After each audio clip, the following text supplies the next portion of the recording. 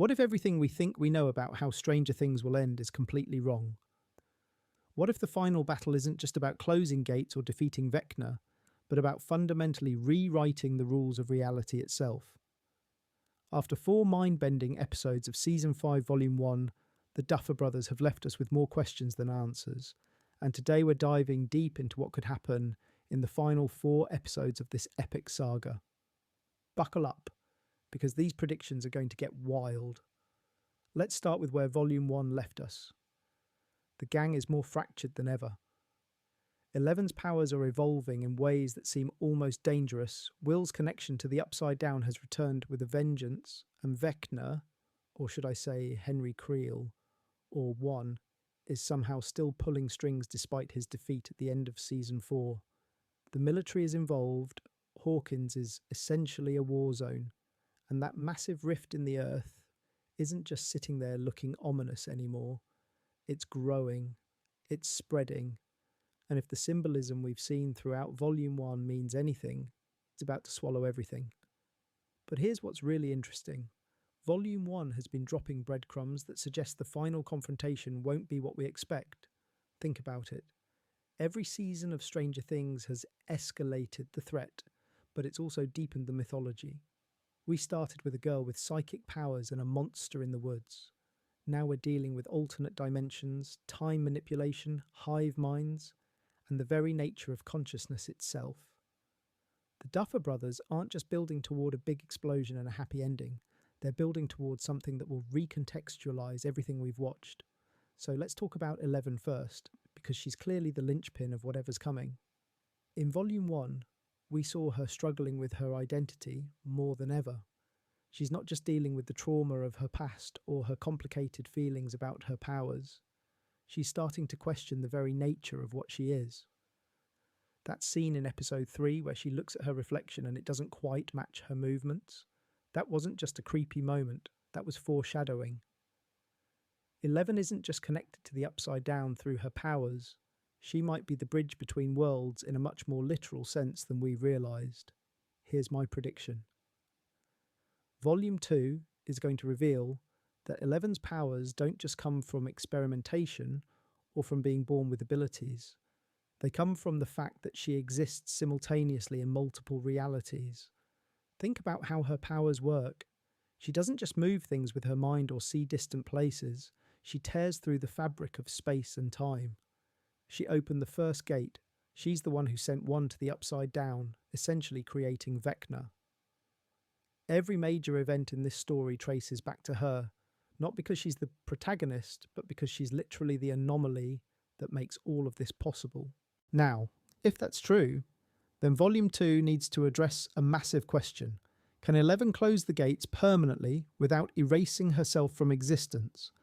And I don't think the answer is going to be simple. I think we're going to discover that 11 closing the gate means severing her connection to the Upside Down, which might mean severing her connection to her powers, or worse, severing her connection to this reality altogether. The Duffer Brothers have been setting up this idea that power comes with sacrifice since Season 1. This would be the ultimate version of that theme. But let's talk about what that means for Mike, because their relationship has been central to the emotional core of the show. Volume 1 showed us a Mike who's more desperate than ever. He's watching 11 slip away, not romantically, but existentially.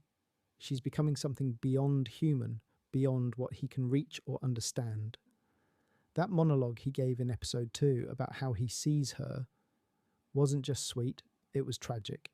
He's trying to anchor her to humanity, to normalcy, to him, and you can see in 11's eyes that she knows it might not be enough. Here's where I think this goes. Volume 2 is going to force Mike to make an impossible choice.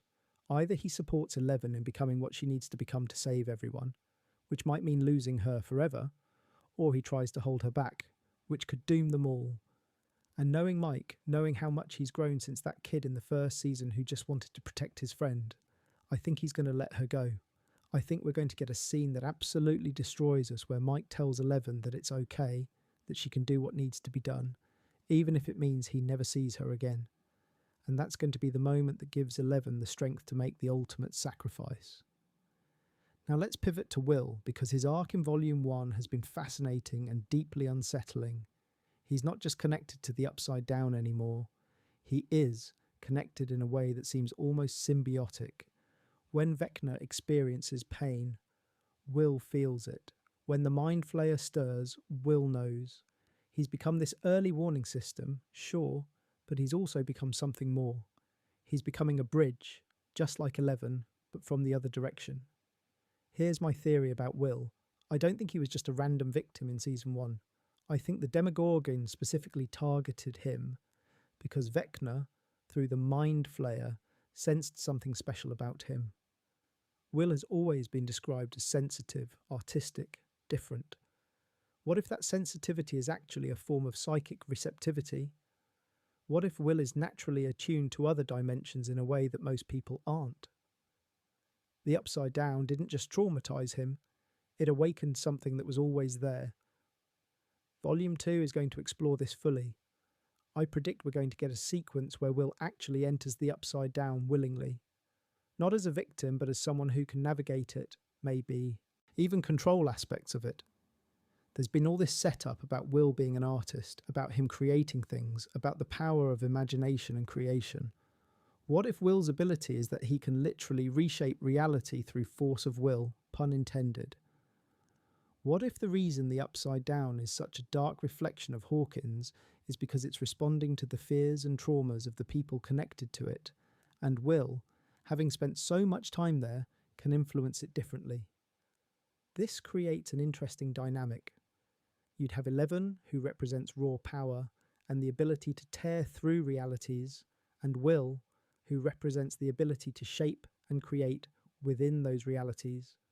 Together, they'd be the perfect team to not just fight Vecna, but to fundamentally alter what the Upside Down is.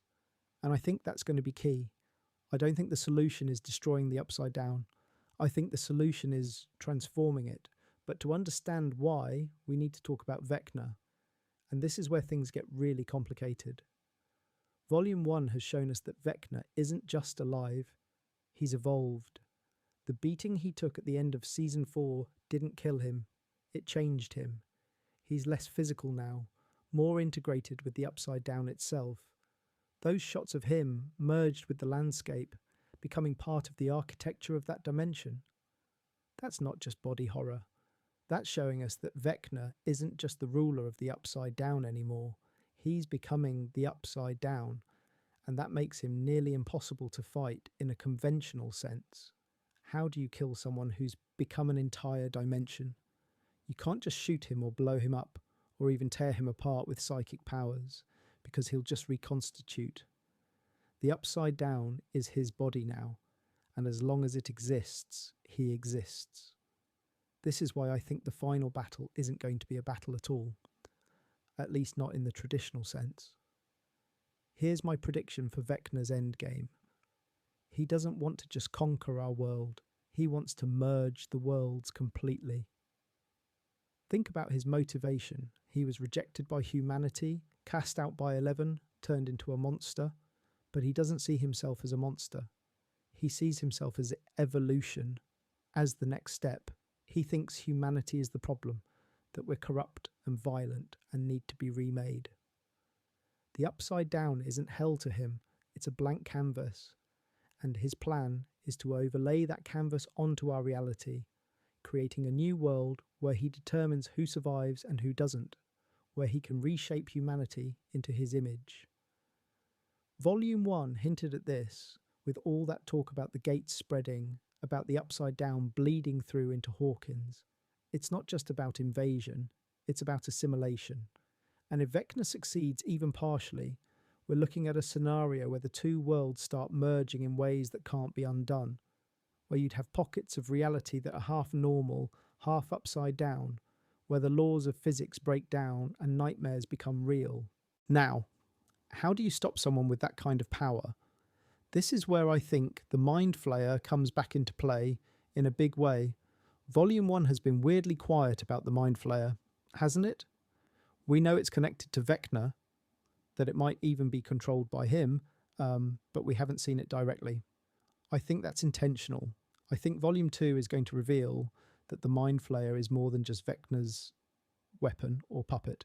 I think the Mind Flayer is the consciousness of the Upside Down itself, and Vecna hasn't fully controlled it. He's made a deal with it, or he's manipulating it, but they're not the same entity. What if the key to defeating Vecna is actually separating him from the Mind Flayer? What if our heroes need to convince or force the Mind Flayer to turn against Vecna? It sounds crazy, but think about it. The Mind Flayer is a hive mind. It consumes and absorbs. But what if it's not inherently evil? What if it's more like a force of nature, and Vecna has been twisting it to his purposes? If Will can communicate with it, if Eleven can sever Vecna's connection to it, maybe they can neutralize Vecna by cutting him off from his power source. This brings me to one of my wildest predictions. I think someone is going to have to take Vecna's place. Stay with me here. If Vecna is merged with the Upside Down, and the Upside Down can't simply be destroyed without catastrophic consequences to our reality, because the two are now linked, then someone needs to become the new consciousness of that dimension. Someone needs to take control of it and make it dormant, or transform it into something that isn't a threat, and I think that someone is going to be Will. Think about the poetry of it. Will, who was the first victim who has suffered more than almost anyone in this story because of the Upside Down, would become its guardian, or its prisoner, or its redeemer. He would voluntarily stay there, connected to it, keeping it in check, making sure it never threatens anyone again. It would be the ultimate sacrifice, and it would finally give Will the agency and importance that his character has been building toward. Imagine the scene. The final battle is raging. Vecna is on the verge of merging the worlds completely. Eleven has figured out how to sever his connection to the Upside Down, but doing so will leave that dimension without any guiding consciousness, and it will collapse or explode or bleed out in unpredictable ways. And Will steps forward and says he'll do it. He'll become the new anchor. He'll stay behind so everyone else can be safe. Joyce would be devastated. Jonathan would beg him not to. Mike would be destroyed, losing both Elle and Will to this fight. But Will would do it anyway, because that's who he is. And here's the thing. I don't think it would be a death sentence. I think Will could exist in the Upside Down, keeping it stable, maybe even slowly transforming it over time into something beautiful, something that reflects his artistic soul, rather than Vecna's hatred. Maybe there'd be a way for people to visit him, or for him to occasionally project into the real world. It would be bittersweet, which is exactly the kind of ending the Duffer Brothers would give us. Now let's talk about the rest of the gang, because they're not just going to stand around while this cosmic drama unfolds. Steve, Nancy, Robin, Dustin, Lucas, Max, Erica, Jonathan, Argyle, Murray, Hopper, Joyce. Every single one of them has a role to play, and Volume 1 has been setting up their arcs in interesting ways. Max is one of the most intriguing pieces of this puzzle. She's in a coma, trapped in her own mind after Vecna's attack, but she's not dead, and the show has made that very clear. Her consciousness is still there, somewhere. I think Volume 2 is going to involve a mission to rescue Max from wherever she's trapped, and it's going to parallel the mission to rescue Will in Season 2. But this time, they're not going into the Upside Down physically, they're going in psychically, probably with Eleven's help. Here's where it gets interesting. What if Max isn't just trapped? What if she's fighting back? What if her consciousness is in the Upside Down, and she's been waging her own war against Vecna from the inside? Max has always been tough, always been a fighter. It would be completely in character for her to refuse to give up even when she's seemingly defeated. I think we're going to find out that Max has been sabotaging Vecna this whole time, creating distractions, weakening him in small ways, buying time for her friends to mount a rescue. And when they do rescue her, and I believe they will, Max is going to come back changed. She's going to have seen things, understood things about the Upside Down that no one else has. She might even come back with abilities of her own, some kind of psychic sensitivity or connection, and she's going to be instrumental in the final battle, not as a victim to be saved, but as a warrior who's already been fighting. Lucas's arc has been about guilt and determination. He blames himself for not protecting Max, and Volume 1 has shown him becoming almost obsessive about finding a way to save her. I think his arc is going to culminate in him being the one who refuses to give up on Max when everyone else thinks it's hopeless. There's going to be a moment where even Eleven says she can't reach Max, that it's too dangerous to keep trying, and Lucas is going to demand they try anyway. His love for Max, his refusal to let her go, is going to be the emotional anchor that makes her rescue possible. Dustin and Erica have been positioned as the tech and strategy experts.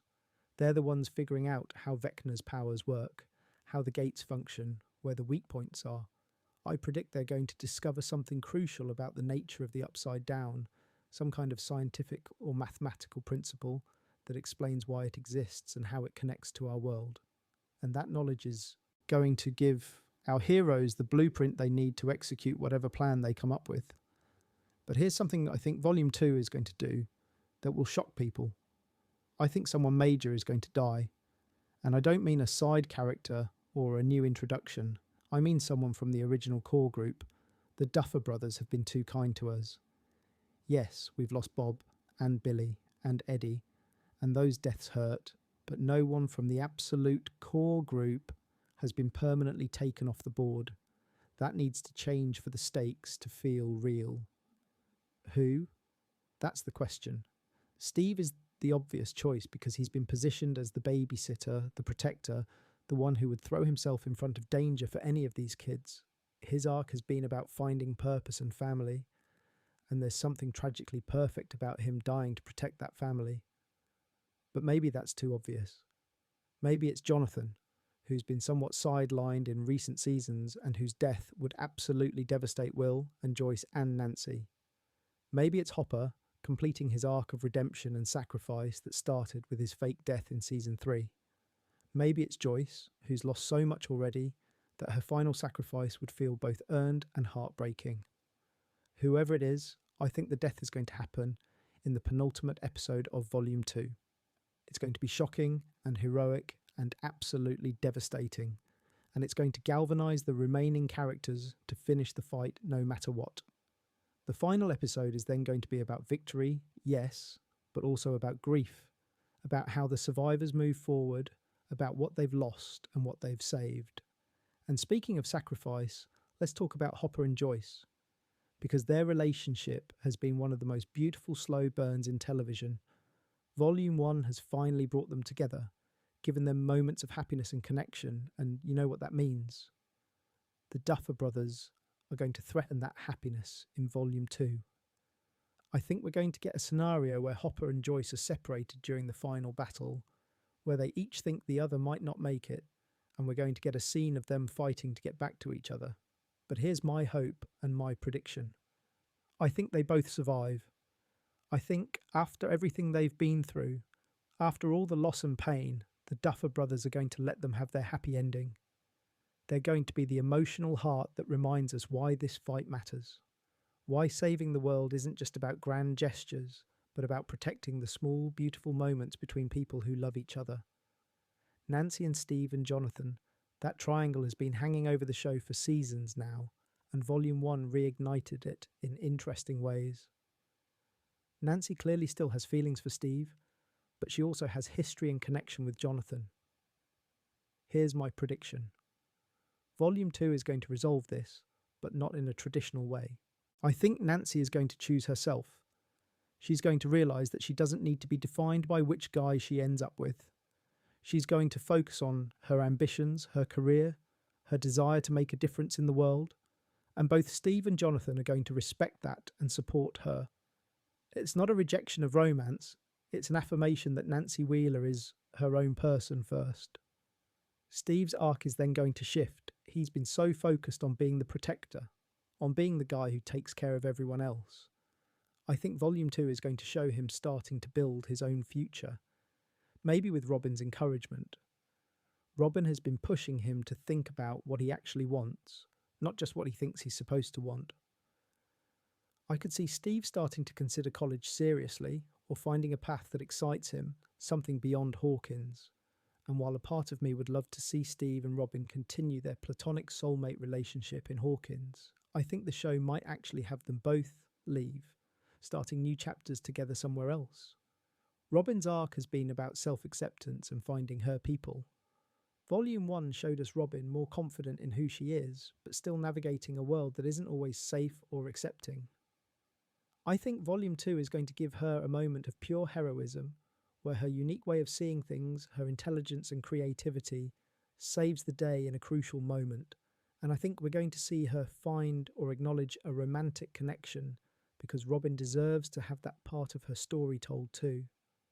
Mike has evolved so much from the kid in Season 1, but Volume 1 showed us that he's still struggling with feeling powerless. He doesn't have abilities like Eleven or Will. He's not the strategic genius like Dustin. He's not the fighter like Steve or Hopper. But Mike's superpower has always been his heart, his loyalty, his ability to see the best in people and bring them together. I think Volume 2 is going to give Mike his hero moment, but it's going to be emotional rather than physical. He's going to be the one who says the right thing at the right time, who reminds everyone why they're fighting, who gives Eleven or Will or whoever needs it the strength to do what needs to be done. Now let's talk about something Volume 1 introduced that's absolutely crucial: the military presence in Hawkins and the government's response to what's happening. We've seen soldiers, containment protocols, evacuation orders. The secret is out. You can't hide a giant rift in the earth that's spewing monsters and corrupting reality. The world knows something is wrong with Hawkins, Indiana.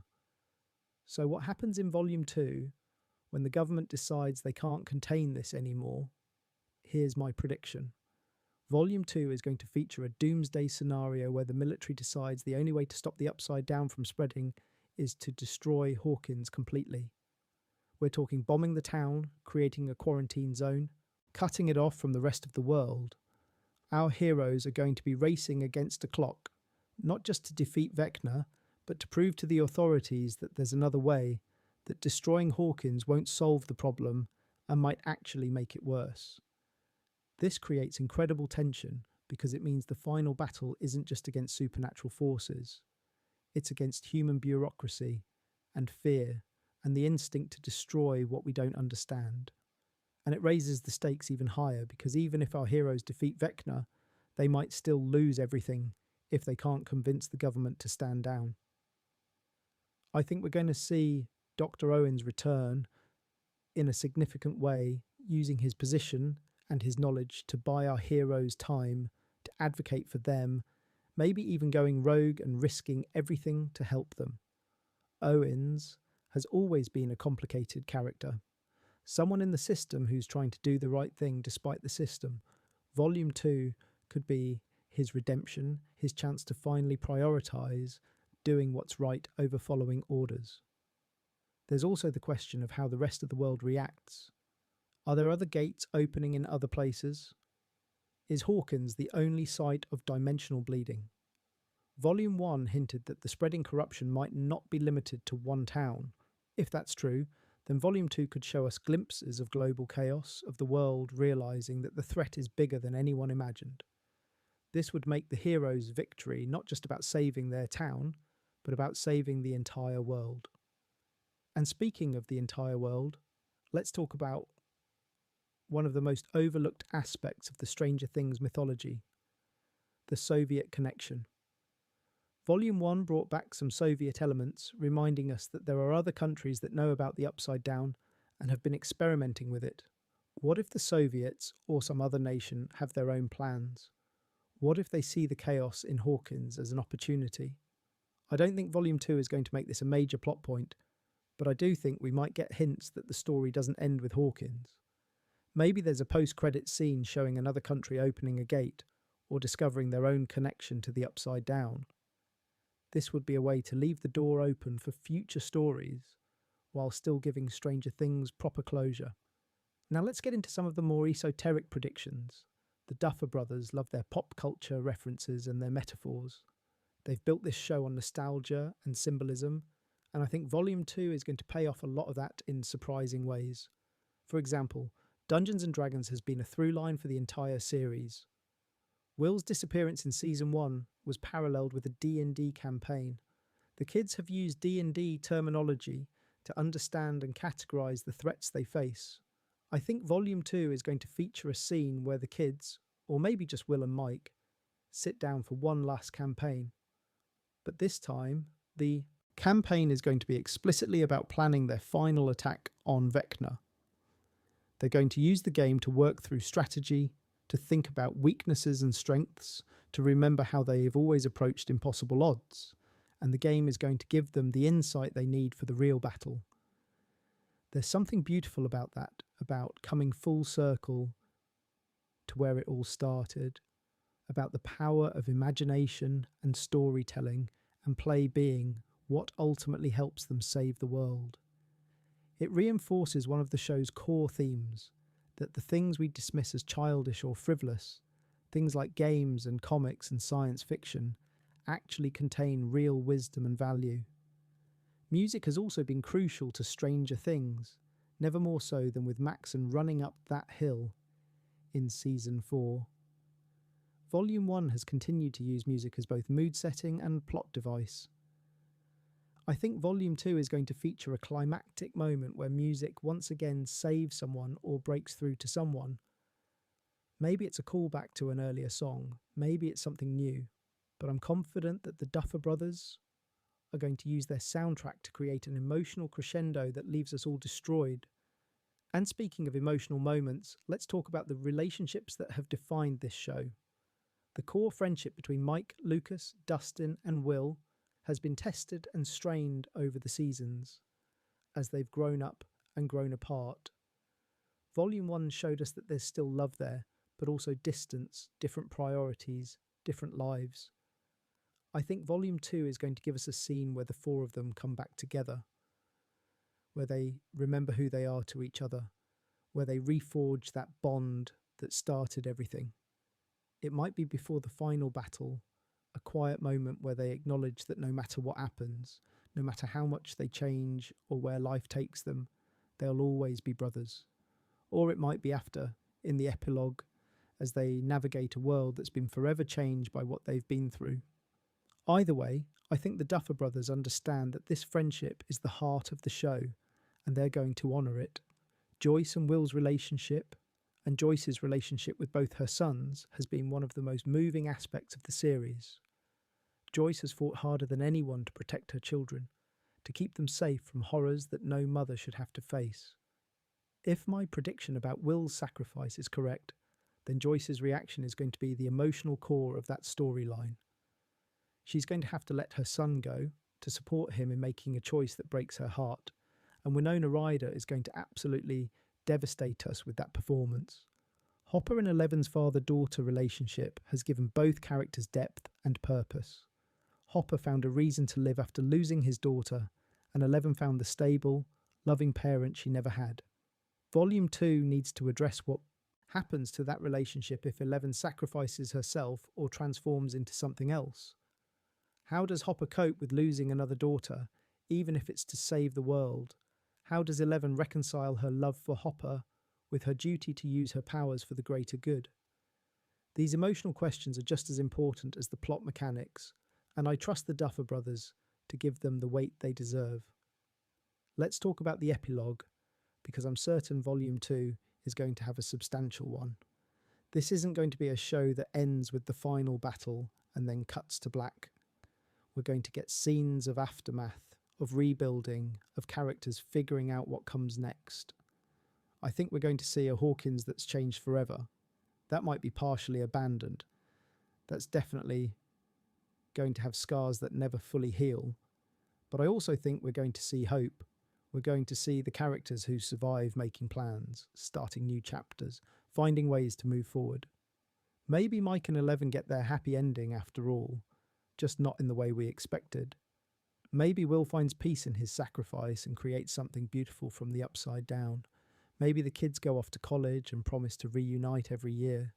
Maybe Hopper and Joyce get married and adopt Eleven officially and create the family they all deserve. The epilogue might jump forward in time, showing us these characters as adults, letting us see that they made it, that they built lives worth living. Or it might stay close to the aftermath, showing us the immediate first steps of healing and recovery. Either way, it needs to balance the bittersweetness of what was lost with the beauty of what was saved. And here's something I really hope for. I hope the epilogue shows us that the characters remember. They don't forget or diminish what they went through. They don't pretend it didn't happen or that it doesn't still affect them, but they also don't let it define them completely. They carry it with them, but they also move beyond it.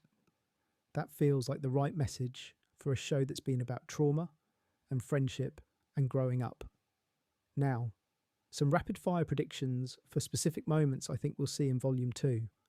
I think we're going to get a reunion between Eleven and Dr. Brenner, either through flashbacks or through some psychic connection, and Eleven is going to finally fully process what he did to her and what it means. I think we're going to see Eddie Munson referenced or honoured in some way, maybe through Dustin, maybe through a memorial in Hawkins. I think Murray is going to have at least one moment of heroism where his paranoia and his skills actually save the day. I think Argyle is going to provide comic relief and heart at exactly the right moments, reminding everyone not to take themselves too seriously, even when the world is ending. I think we're going to learn more about the origins of the Upside Down, maybe not everything, but enough to understand that it's not just random, that there's a reason it exists and a reason it connects to our world specifically. Maybe it has something to do with Hawkins itself, with the town's history or its location. Maybe there's something beneath Hawkins, something ancient that's been calling to the Upside Down all along. I think we're going to see Vecna's humanity one more time, a glimpse of Henry Creel before he became a monster, and it's going to be tragic and heartbreaking, and it's going to remind us that he wasn't born evil. He was shaped by pain and rejection and trauma, just like our heroes were. The difference is that he chose hatred and they chose love, and that choice made all the difference. I think the final shot of the series is going to be deliberately ambiguous. Maybe it's a shot of Hawkins rebuilding with a hint that not everything is quite normal. Maybe it's a shot of the characters together, happy, with just a shadow of sadness in their eyes. Maybe it's a shot that suggests the story isn't completely over, that there are other mysteries and other adventures waiting. The Duffer Brothers like to end their seasons with a sense of possibility, and I think the series finale will be no different. But above all, I think Volume 2 is going to be about the power of connection, the power of love, the power of choosing to fight for what matters, even when the odds are impossible. That's what Stranger Things has always been about underneath all the monsters and the sci-fi concepts. It's been about a group of outcasts and misfits who found each other and refused to let the world, or other worlds, tear them apart. Every character in this show has been broken in some way. They've all experienced loss and pain and trauma, but they've also experienced friendship and courage and the kind of love that makes you willing to sacrifice everything for the people you care about. That's the real victory, not whether they defeat Vecna or close the gates, but that they remain true to themselves and to each other, no matter what. And that's why I think the ending, whatever form it takes, is going to satisfy us. Not because it gives us everything we want, not because it's happy in a conventional sense, but because it's going to feel earned. It's going to feel like the natural conclusion to 8 years of storytelling, to 4 seasons of building these characters and this world. The Duffer Brothers have been steering towards something from the very beginning, and I trust them to stick the landing. So yes, I think Eleven sacrifices her powers or her physical form to save everyone.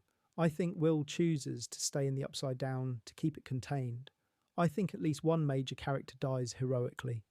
I think Max is saved and comes back stronger. I think the government almost destroys Hawkins, but our heroes stop them. I think Vecna is defeated, not through violence alone, but through severing his connection to the Mind Flayer.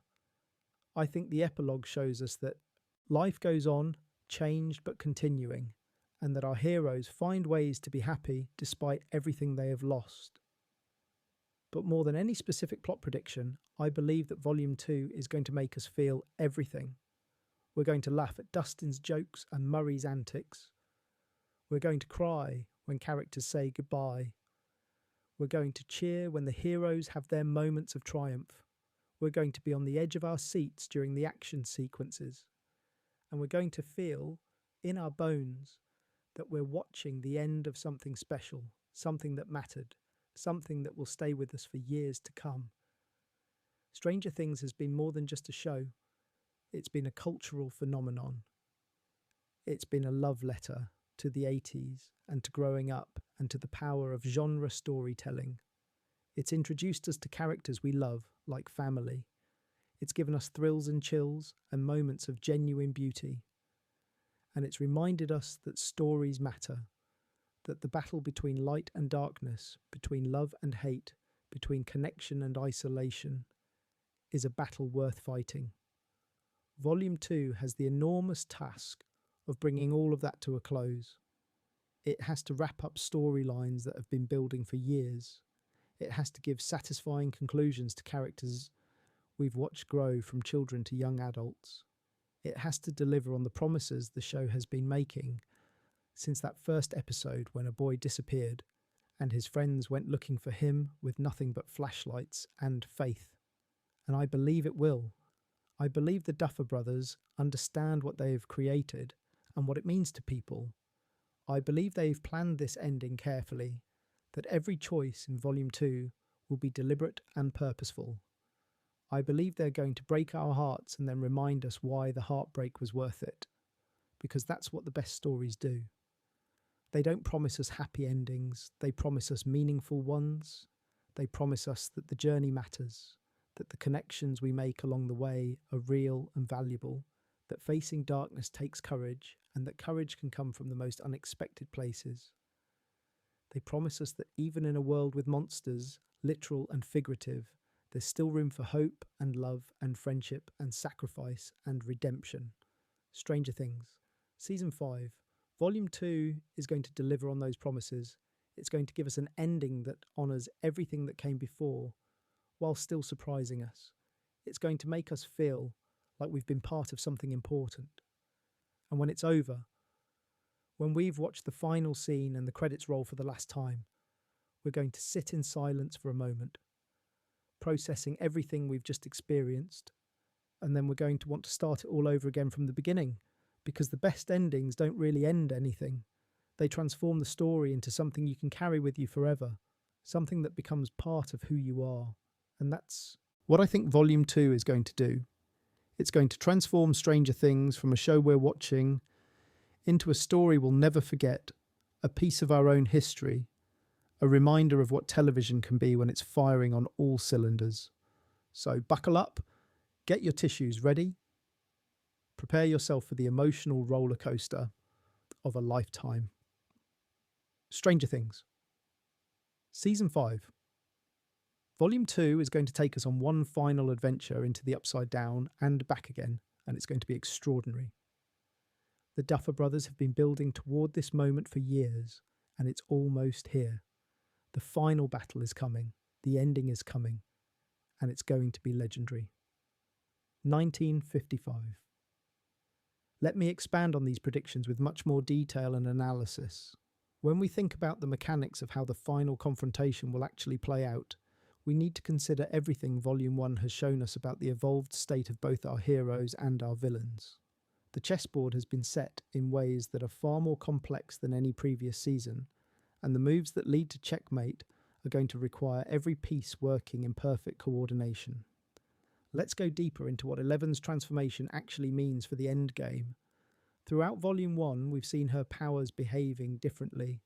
They're not just stronger, they're more intuitive, more connected to her emotional state in ways that seem almost dangerous. There was that scene in episode 4 where she got angry and the entire room started vibrating. Not because she was trying to use her powers, but because she couldn't not use them. Her abilities are becoming less like a tool she wields and more like a fundamental part of her existence, like breathing or thinking. This evolution suggests something profound about what Eleven actually is. We've always thought of her as a human with powers, but what if that's backwards? What if the experimentation Brenner didn't give her powers, but rather stripped away the barriers that normally keep human consciousness confined to a single reality?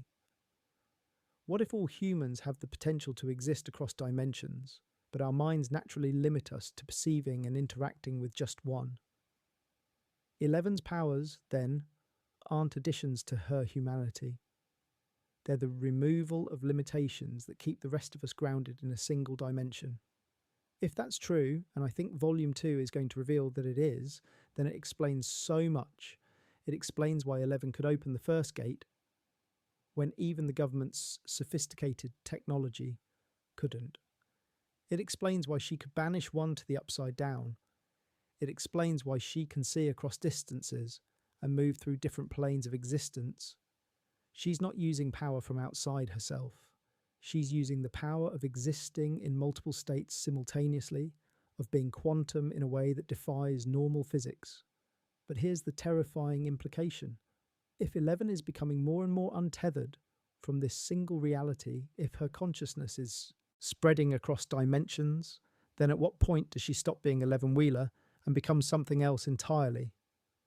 At what point does the girl who loves Mike and fights for her friends get diluted across so many versions of reality that there's no coherent self left to have those feelings and make those choices? Volume 2 is going to force 11 to confront this head on. I think we're going to see her experiencing moments where she's simultaneously in multiple places, multiple times, seeing through multiple perspectives. It's going to be disorienting and frightening, not just for her, but for everyone around her. Mike is going to watch the girl he loves flicker in and out of full presence, sometimes seeming distant or distracted, or like she's seeing things no one else can see. Hopper is going to watch his daughter becoming something he can't protect because she's no longer entirely in the reality where he exists, and 11 herself is going to have to make a choice. Does she embrace this transformation, knowing it might mean losing herself as she currently exists? Or does she try to hold on to her humanity, her individuality, even if it means limiting her power at the exact moment when the world needs that power most? I think the answer is going to be more nuanced than either extreme. I think 11 is going to find a middle path, a way to expand her consciousness across realities while still maintaining a core sense of self that's anchored in this reality, in Hawkins, in the people she loves. And the anchor is going to be Mike. Not in a cliche love conquers all way, but in a very specific, very tangible way. Here's what I think happens. During the final confrontation with Vecna, 11 is going to have to disperse her consciousness across multiple dimensions to counter his attack. She's going to have to meet him on every plane of existence simultaneously, which means spreading herself so thin that she risks losing cohesion entirely. And Mike, who can't fight Vecna directly, who doesn't have powers or military training or scientific genius, is going to be the one who keeps her tethered. He's going to talk to her, remind her of who she is, of specific memories they share, of inside jokes and meaningful moments. He's going to be her lifeline back to herself. There's going to be a sequence where we see 11 in multiple places at once, fighting multiple versions of Vecna or manifestations of the Upside Down, and in each place, Mike's voice is echoing, grounding her, reminding her that she's not just power or consciousness or energy. She's Jane Hopper, she's Elle, she's the girl who loves strawberry ice cream and superhero comics and terrible action movies. She's the girl who fought a Demogorgon in a school to save her friends. She's the girl who closed the gate even when it hurt. She's the girl who stood up to Billy to protect her family. She's all of those specific, particular, human moments, and they matter more than any cosmic power. And that's going to be what allows her to defeat Vecna without losing herself. She's going to be powerful enough to match him across all dimensions, but human enough to make choices he can't, to feel connections he's rejected, to fight for reasons that transcend mere survival or domination. Now let's talk about the specific mechanics of Will's role in all this, because I glossed over it before, but it deserves much more attention. Will's connection to the Upside Down is fundamentally different from 11's. Where 11 tears through realities with raw force, Will seems to seep into them, to be absorbed by them. His connection isn't aggressive, it's receptive. He doesn't push into the Upside Down, it pulls him in. And that difference is crucial. Volume 1 showed us Will having visions and sensations that no one else experiences. He feels when Vecna is active. He senses when the upside down is spreading. He has nightmares that turn out to be actual events happening in that dimension, but there's been something else, something subtler. Will has been changing the upside down too. Not deliberately, not consciously, but his presence there, his consciousness touching that realm, has been leaving impressions. There was a throwaway line in episode 2 of volume 1 where Dustin mentioned that some of the upside down vines near where Will was taken in season 1 seemed different, less aggressive, almost dormant. That's not an accident, that's foreshadowing. Will's artistic nature, his gentle soul, his fundamental goodness, when it touches the upside down, it influences it. The upside down is a reflection, remember. It mirrors things. And it's been mirroring Will, even if only in small ways. What I think Volume 2 is going to reveal is that the upside down isn't inherently evil. It's a dimension that reflects the consciousness that's most strongly connected to it. For years, that's been the mind flayer, this vast alien intelligence that might not even understand concepts like good and evil, but operates on principles of consumption and expansion. Then Vecna arrived, bringing human malice and hatred and the desire for domination, and the Upside Down absorbed those qualities and reflected them back, becoming a nightmare realm. But what if someone else became the dominant consciousness? What if someone with Will's nature, someone creative and kind and protective, became the primary influence on that dimension? The Upside Down wouldn't disappear, but it would transform. It would become something different, something that isn't constantly trying to invade and corrupt and destroy. This is why I'm so confident that Will is going to volunteer to stay. He's going to understand, probably before anyone else, that the Upside Down needs a guardian, a consciousness that can shape it into something benign or even beautiful.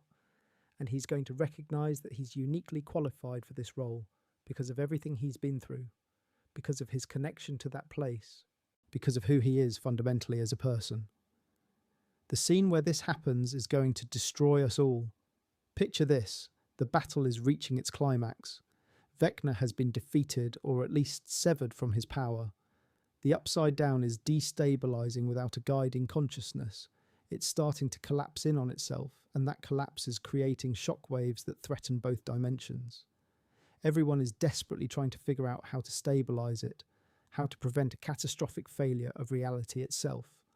And Will, quietly, calmly, says he knows what to do. Joyce immediately says no, she won't lose him again, she can't lose him again. Jonathan is shaking his head, saying there has to be another way. Mike is demanding that Will stop, that they'll find a different solution, but Will is resolute. He explains that this isn't death, not really. He'll still exist, still be conscious, still be himself. He just won't be here in the same way. He'll be there, in the Upside Down, keeping it stable, slowly transforming it into something better. Hopper, who understands sacrifice better than anyone, is going to be the one who respects Will's choice. He's going to say that if Will is sure if this is really what needs to happen, then they have to let him do it. It's going to echo his own sacrifice in season 3, and it's going to be the most painful moment of agreement in the entire series. Joyce is going to hold Will one last time. She's going to tell him how proud she is, how much she loves him, how he's always been special, always been her brave boy.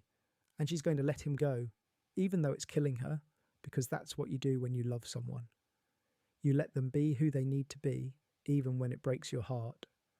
Jonathan is going to make Will promise to find a way to communicate, to let them know he's okay, to not disappear completely. And Will is going to promise, even though he doesn't know if he can keep that promise. Mike is going to be the last one. He and Will have this complicated history, this friendship that's evolved and changed and sometimes struggled under the weight of growing up and growing apart. But in that moment, none of that is going to matter. Mike is going to look at Will and see his best friend, the first friend, the one who was there at the very beginning. And he's going to say something perfect and simple and devastating, like, "You're the best of us," or "I'll never forget you," or maybe just "thank you." And then Will is going to step into the Upside Down, not as a victim this time, but as a willing guardian. And as he does, as his consciousness spreads out and begins to integrate with that dimension, we're going to see it change. The perpetual storm is going to calm, the dark red lightning is going to fade, the vines and tentacles are going to retract, and slowly, gradually, we're going to see hints of beauty appearing in that twisted landscape. Maybe flowers starting to bloom from the organic matter, maybe the sky lightening from blood red to something softer, maybe structures forming that look more like art than like nightmares. It's not going to be an instant transformation. The Upside Down isn't going to suddenly become a paradise, but we're going to see the beginning of change, the promise that over time, with Will's consciousness guiding it, this dimension can become something else. Something that doesn't threaten but simply exists alongside our reality, separate but no longer malevolent. And here's the bittersweet beauty of it. Will, who spent season 1 trapped and terrified in the Upside Down, who spent season 2 possessed by the Mind Flayer, who spent season 3 and 4 feeling like a burden because of his connection to that place, is going to transform his greatest trauma into his greatest purpose. The thing that hurt him most is going to become the thing he uses to protect everyone. That's redemption. That's healing. That's finding meaning in suffering. And it's going to be one of the most powerful character arcs in the entire series. Now, let's dig into the Vecna situation with much more detail, because his defeat can't be simple. You can't just blast him with psychic energy or blow up the location where his physical form is merged with the Upside Down. He's become too integrated, too distributed across that entire dimension. Defeating him requires understanding him, and Volume 2 is going to give us that understanding in uncomfortable ways. Henry Creel became Vecna because he was rejected, not just by his family, who feared him, but by humanity itself. When Eleven sent him to the Upside Down, it confirmed his worst beliefs about himself and about the world. He was cast out for being different, for being powerful, for seeing through what he believed were the lies and hypocrisies of human civilization. And in the Upside Down, alone for years or decades or who knows how long in that timeless place, he festered. He let his anger and resentment and pain transform into something monstrous. But underneath all of that, there's still a person. There's still Henry, the boy who was frightened by his own powers, who didn't understand why he was different, who just wanted to be understood. Vecna has buried that person deep, has rejected that vulnerability as weakness, but it's still there. And I think accessing it is going to be key to defeating him. This is where Max comes back into play in a major way. Max is still connected to Vecna.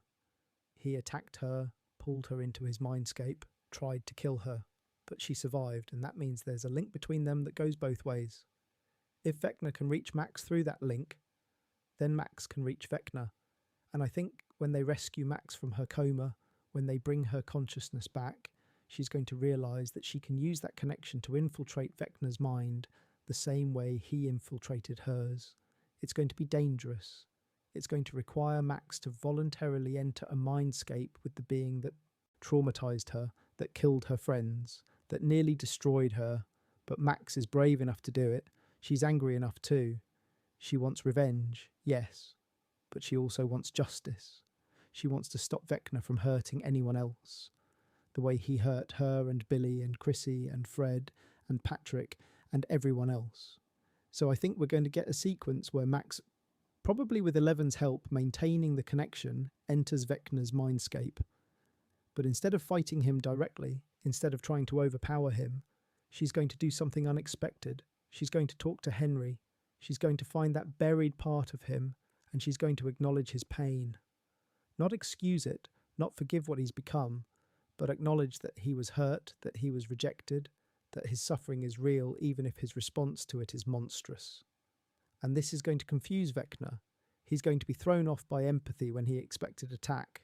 He's built his entire identity on the belief that humanity is cruel and uncaring, that no one would ever understand or accept him.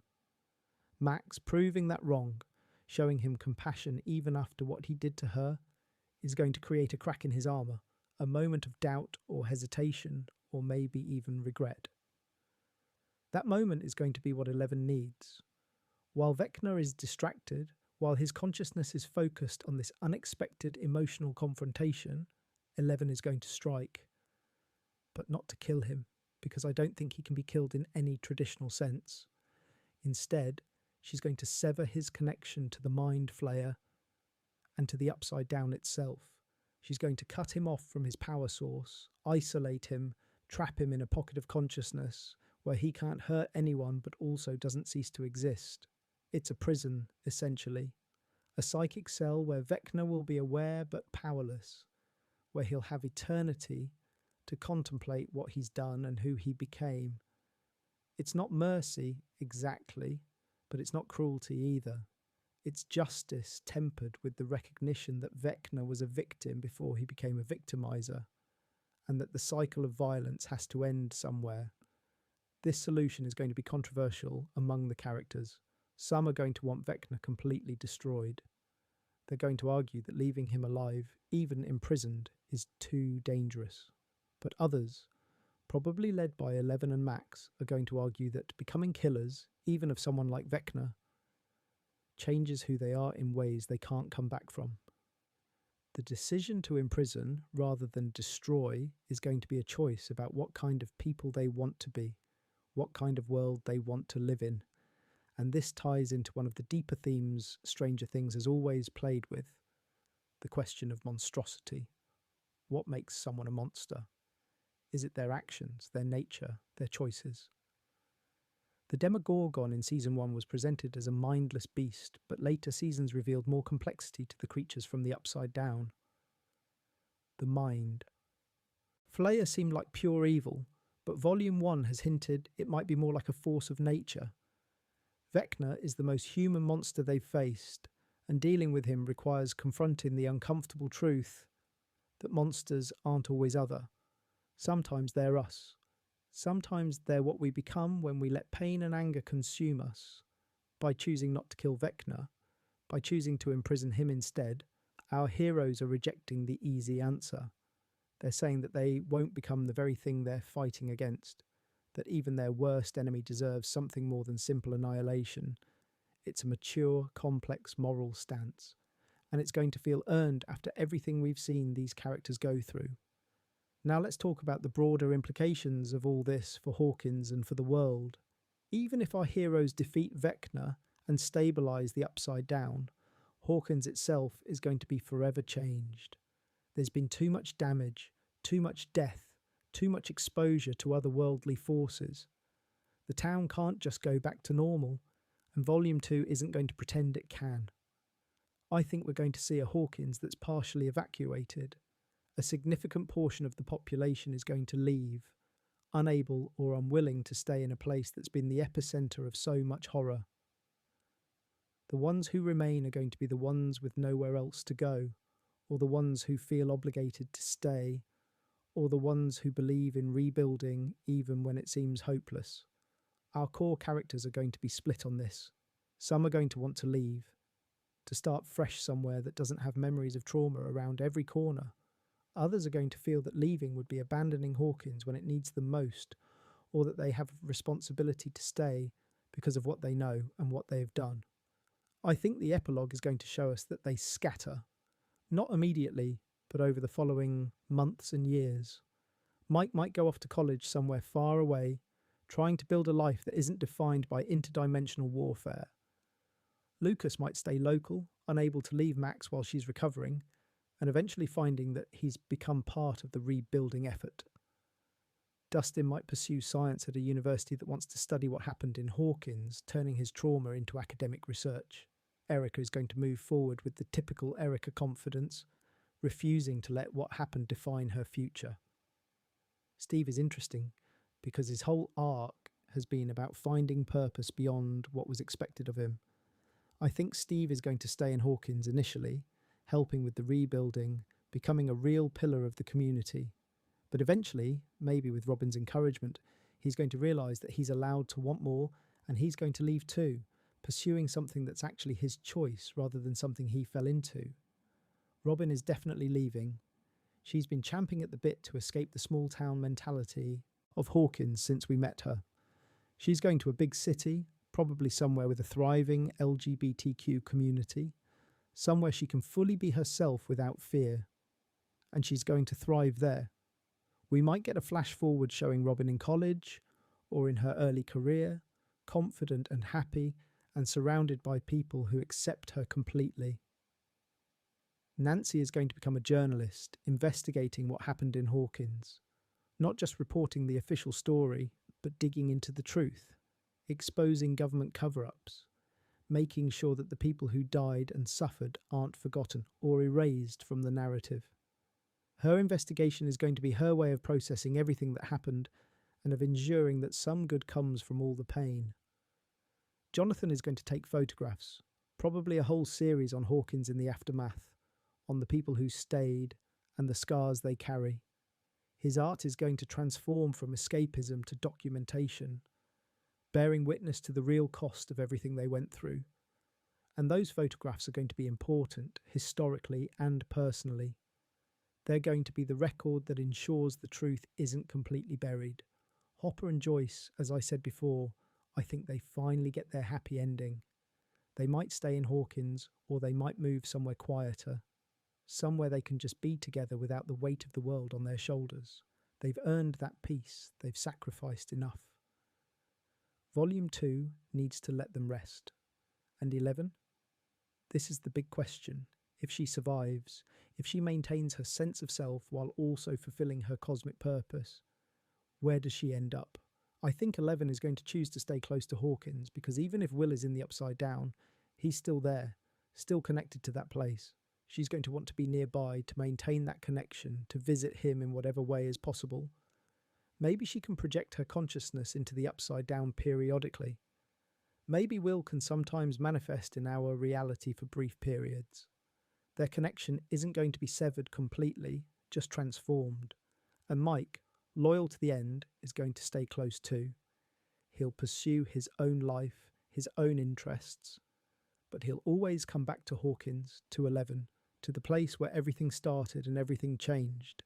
Their relationship is going to become something unconventional, something that doesn't fit normal patterns, but it's going to work for them because they've never been normal and they've never wanted to be.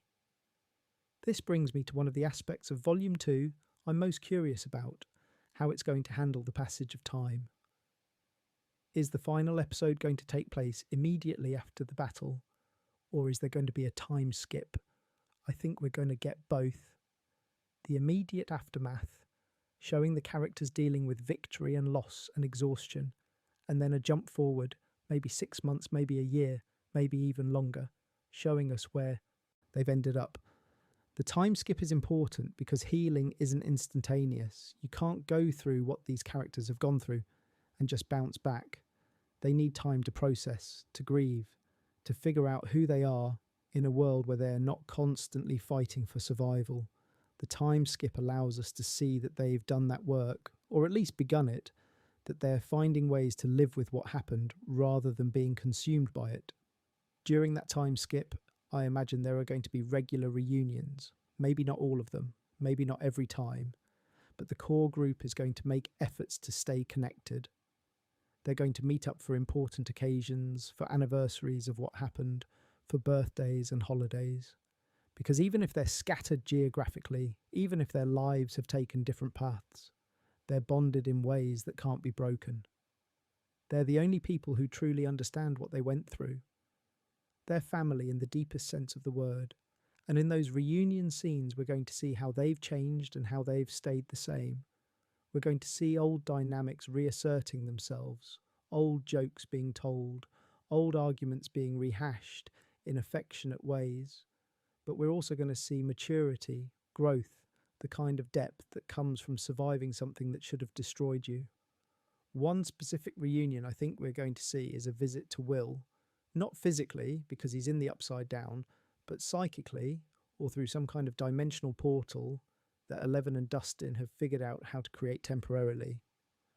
The whole group is going to gather, and they're going to talk to Will to see what he's created in that other dimension, to reassure him that he's not forgotten, that he's still part of them, and Will is going to show them what he's building. The upside down under his influence is going to be strange but beautiful, alien but not threatening. Maybe there are structures that look like impossible architecture, things that couldn't exist in our physics but work fine in that dimension. Maybe there are creatures, new forms of life that Will has imagined into existence, beings that are curious and gentle rather than aggressive. Maybe there's art, vast murals and sculptures made from the living matter of that dimension, expressing things that can't be expressed in words or in our reality. It's going to be proof that Will hasn't just survived, he's thrived. He's found purpose and even happiness in his sacrifice. And that's going to give everyone the permission they need to move forward with their own lives, to stop feeling guilty about living and growing and changing while Will is stuck in the upside down. Because he's not stuck. He's exactly where he chose to be, doing exactly what he was meant to do.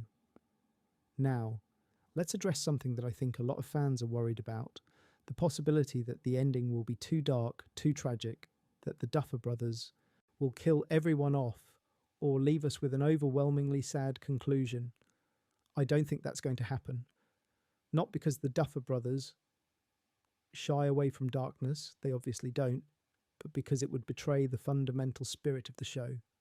Stranger Things, at its core, has always been about hope.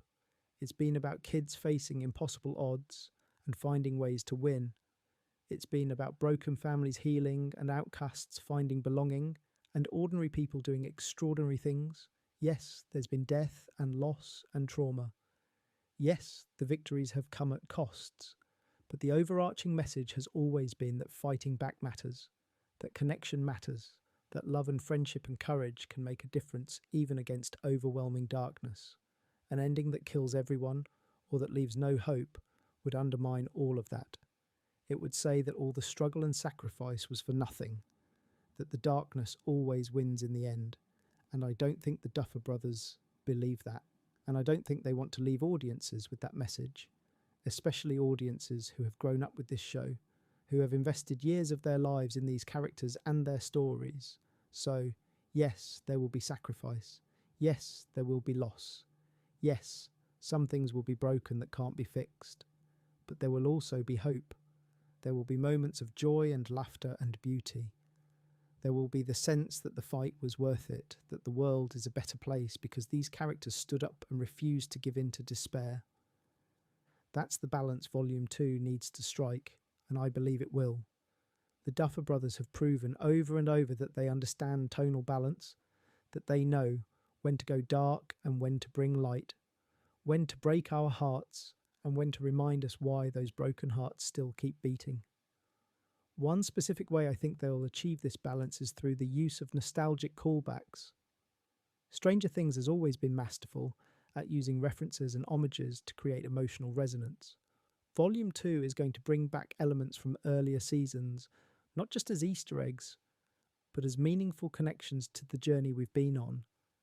Maybe Mike gives Eleven the same kind of pep talk he gave her in Season 1, reminding us how far they have come. Maybe someone references Bob and his "be brave" philosophy, honouring his memory and the impact he had. Maybe there's a callback to the snowball from Season 2, to that moment of sweetness and normalcy in the middle of chaos. Maybe we get one last D&D campaign mirroring the one that started everything. These callbacks aren't going to be just for the audience. They're going to be for the characters too, moments where they remember who they were and who they've become, where they acknowledge how much has changed and how much has stayed the same. It's going to create this beautiful sense of circularity, of coming home after a long journey, of understanding that you can't go back, but you can carry the best parts forward. Another element that's going to be crucial in Volume 2 is the visual storytelling. Stranger Things has always been a gorgeous show, using cinematography and lighting and colour grading to create mood and meaning. The Upside Down has consistently been shot with specific visual language, the red lightning, the dark skies, the organic textures, the sense of wrongness and decay. Volume 2 is going to subvert some of that. As Will begins to transform the Upside Down, We're going to see the visual language shift. The lighting is going to change, becoming less harsh, less monochromatic. The colours are going to diversify, introducing blues and greens and eventually even warm tones. The textures are going to soften, becoming less aggressive and threatening. It's going to be a visual representation of redemption and transformation, showing without words that even the darkest places can be changed by the right influence. Similarly, the visual representation of Hawkins in the aftermath is going to tell its own story. We're going to see destruction, yes, but also rebuilding. We're going to see scars, but also new growth. Maybe there are flowers growing in the cracks of damaged buildings. Maybe there are people working together to repair what's broken. Maybe the sky, which has been overcast and ominous for so much of Season 5, finally clears, revealing actual sunshine, actual blue sky, a visual metaphor for hope returning. The final shot of the series, which I mentioned before, is going to be incredibly important. It needs to encapsulate everything the show has been about, while also providing closure and leaving room for interpretation. My best guess, it's going to be a shot of the main characters, or at least some of them, together. Maybe it's at another gathering, another reunion. Maybe it's in Hawkins, maybe it's somewhere else. But they're together, and they're smiling, or laughing, or just existing in comfortable silence.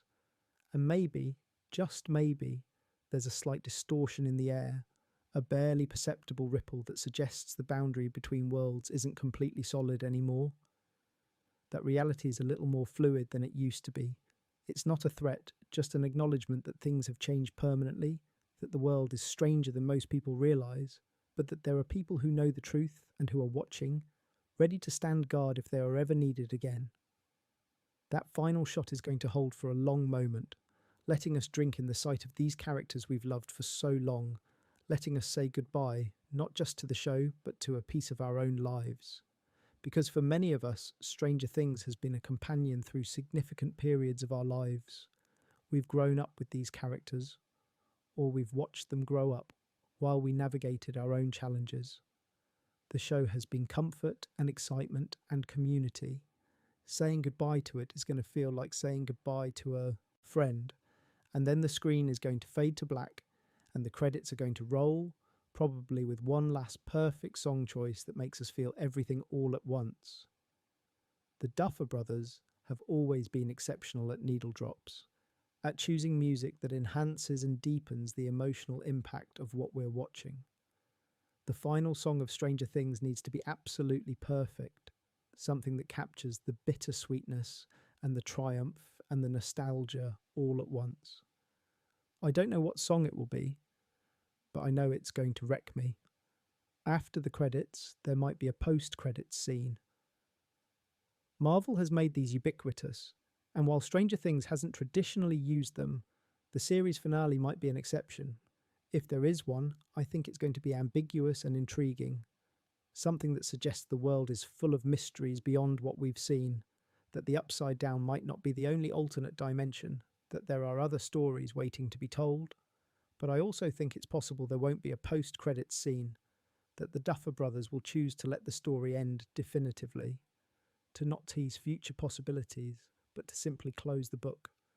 And honestly, I'd respect that choice. Not everything needs to be a cinematic universe. Not every story needs to set up sequels. Sometimes an ending is just an ending, and that's okay. That's even beautiful. Thinking about all of this, about everything that Volume 2 needs to accomplish, I'm struck by how much trust we're placing in the Duffer Brothers. They've created something special, and now they're tasked with concluding it in a way that satisfies millions of fans with different expectations and different emotional investments.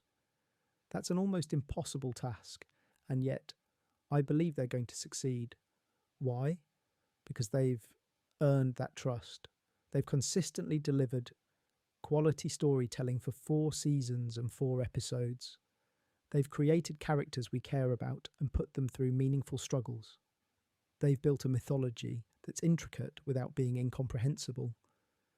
They've balanced horror and humour, darkness and light, spectacle and intimacy. They've shown time and again that they understand what makes Stranger Things work, and they've never taken that for granted. Volume 2 of Season 5 is going to be their victory lap, their chance to bring everything home to prove that they knew where they were going all along. And I think they're going to remind us why we fell in love with this show in the first place. They're going to deliver moments that make us cheer and moments that make us cry. They're going to surprise us while also giving us exactly what we needed, even if we didn't know we needed it. The beauty of Stranger Things has always been its heart. Beneath all the sci-fi concepts and horror elements and 80s nostalgia, it's been a story about people, about kids becoming teenagers, becoming adults, about parents trying to protect their children in a world that's far more dangerous than they ever imagined, about friendships that endure despite distance and difference, about finding family in unexpected places, about the courage to stand up against evil, even when you're terrified, even when the odds are impossible. Volume 2 is going to honour all of that. It's going to remember that we don't just care about whether Vecna is defeated or whether the gates are closed. We care about whether Mike and Eleven get their happy ending. We care about whether Joyce gets to keep her sons safe. We care about whether these kids, who've been through so much, get to have normal lives, get to go to college and fall in love and make mistakes and learn and grow without the weight of saving the world on their shoulders. And I think the answer is going to be yes, but with asterisks. Yes, Mike and Eleven get a version of a happy ending, even if it's unconventional. Yes, Joyce gets to know her sons are safe, even if one of them is in another dimension. Yes, the kids get to have futures, even if those futures are shaped by the trauma and the strength they've gained from what they've been through. Because that's life, right? We don't get perfect endings, we get complicated ones. We get endings where we've lost things we can never get back, but we've also gained things we never expected. We get endings where we're different than we were at the beginning, marked by our experiences, but still fundamentally ourselves, still capable of joy and love and hope. Stranger Things. Season 5, Volume 2, is going to give us an ending that reflects that truth. It's going to be messy and beautiful and painful and uplifting all at once. It's going to make us feel grateful for the journey, even as we mourn that it 23's over. And it's going to remind us that stories matter, that the connections we form over shared narratives are real and valuable, that spending time with fictional characters in fictional worlds can teach us true things about courage and friendship and love. So when Volume 2 finally drops, when we finally get to watch those last 4 episodes, we need to be ready. Ready to laugh and cry. Ready to say goodbye to characters who've become like friends. Ready to close this chapter of our lives and carry the lessons and the memories forward into whatever comes next. The adventure is almost over. The final battle is coming, and it's going to be spectacular. Thank you for joining me on this journey through predictions and theories and hopes for how it all ends. Whatever actually happens, whatever choices the Duffer Brothers make, I know it's going to be something we talk about for years. Stranger Things isn't just going to end, it's going to conclude in a way that becomes part of television history, part of our collective cultural memory, and we get to be here for it. We get to experience it together, to react and discuss and celebrate and maybe even argue about what it all means. That's the magic of shared storytelling, of being part of a fandom, of living through a cultural moment like this. So get ready. Stock up on tissues, clear your schedule, prepare your heart. Stranger Things. Season 5, Volume 2 is coming, and it's going to be unforgettable.